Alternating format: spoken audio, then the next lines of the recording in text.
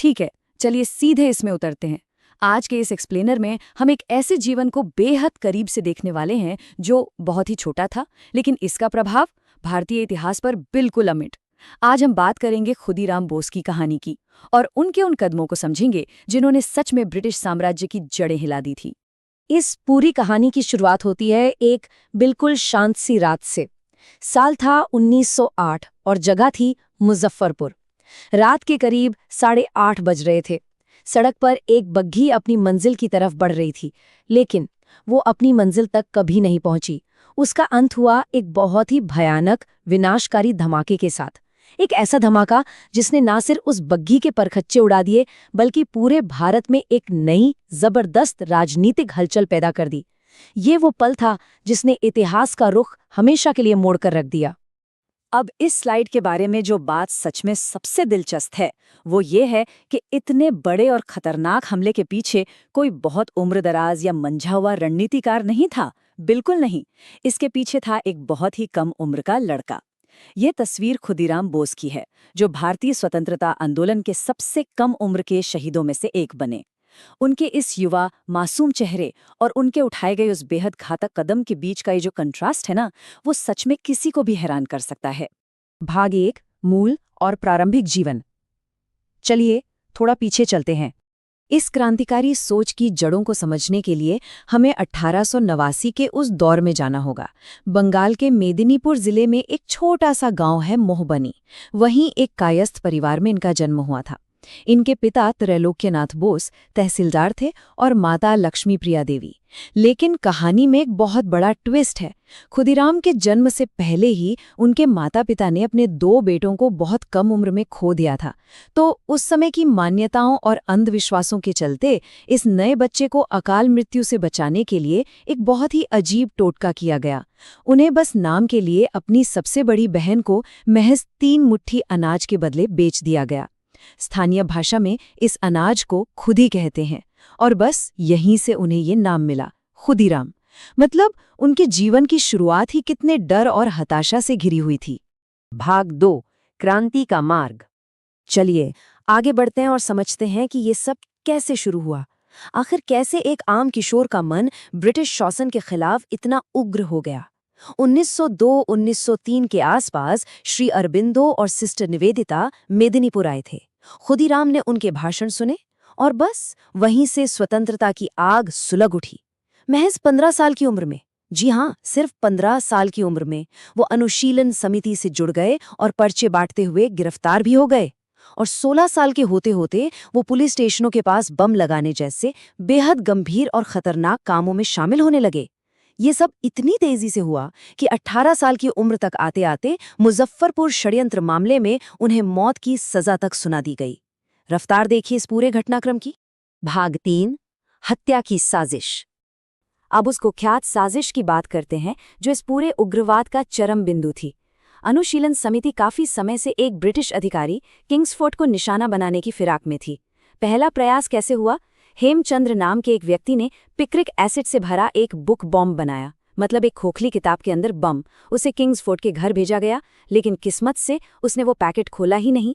फिर मार्च 1908 तक सुरक्षा कारणों से किंग्सफोर्ड का तबादला मुजफ्फरपुर कर दिया गया। तो पहला प्लान तो फेल हो गया, लेकिन समिति ने हार नहीं मानी।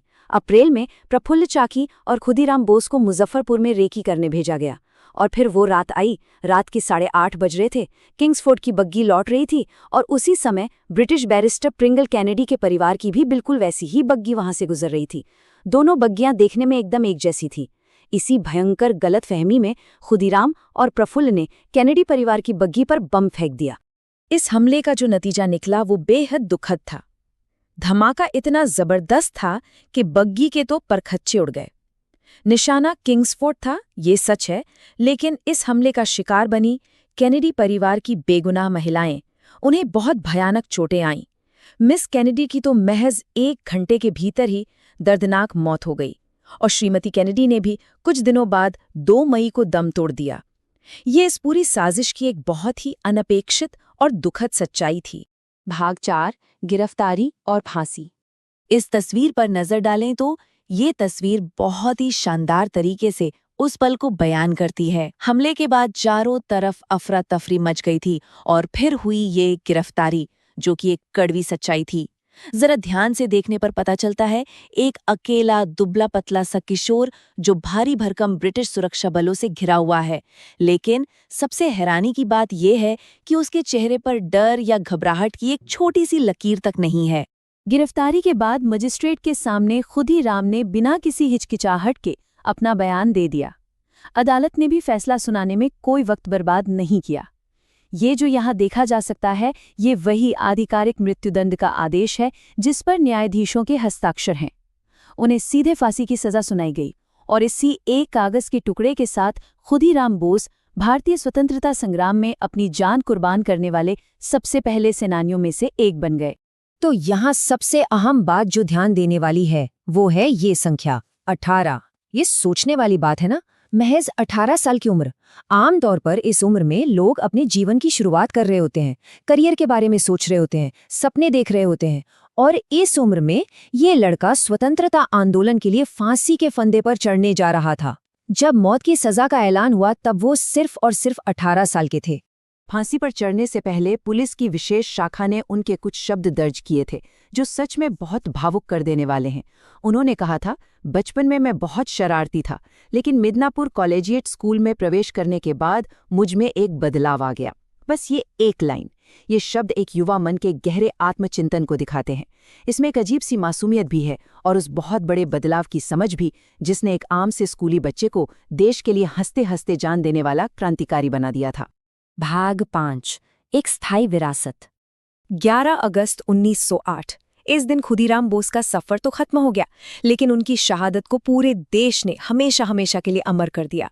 आज के आधुनिक भारत में अनगिनत संस्थानों के नाम उनके सम्मान में रखे गए हैं। कोलकाता का खुदीराम बोस सेंट्रल कॉलेज हो, मेट्रो का शहीद खुदीराम स्टेशन हो, या फिर शहीद खुदीराम बोस अस्पताल, और तो और जिस मुजफ्फरपुर जेल में उन्हें रखा गया और फांसी दी गई, उसका नाम भी बदलकर Khudiram Bose memorial central jail कर दिया गया। बात सिर्फ इमारतों की नहीं है, बल्कि मैं खुदीराम बोस हूँ जैसी फिल्मों के जरिए उनकी इस कहानी को सिनेमाई पर्दे पर भी हमेशा के लिए संजो लिया गया है। और ये महज इतिहास की किताबों में दर्ज नाम नहीं है, बल्कि ये वो असल जगह हैं जहां से रोजाना हजारों लोग गुजरते हैं। बाईं तरफ देखा जा सकता है, ये खुदीराम बोस पूसा रेलवे स्टेशन है, और दाईं तरफ कोलकाता का खुदीराम अनुशीलन केंद्र, जो कि एक बहुत बड़ा इंडोर स्टेडियम है। इस तरह के स्मारक आज के हमारे समाज को सीधे उस इतिहास से जोड़ते हैं। एक तरह से ये इस बात का प्रतीक है कि वो आज भी उस राष्ट्र को देख रहे हैं, उसकी निगरानी कर रहे हैं जिसके लिए उन्होंने अपनी जान दी थी। इस एक्सप्लेनर को खत्म करने से पहले एक ऐसा सवाल है जो सच में दिमाग में अटक सा जाता है।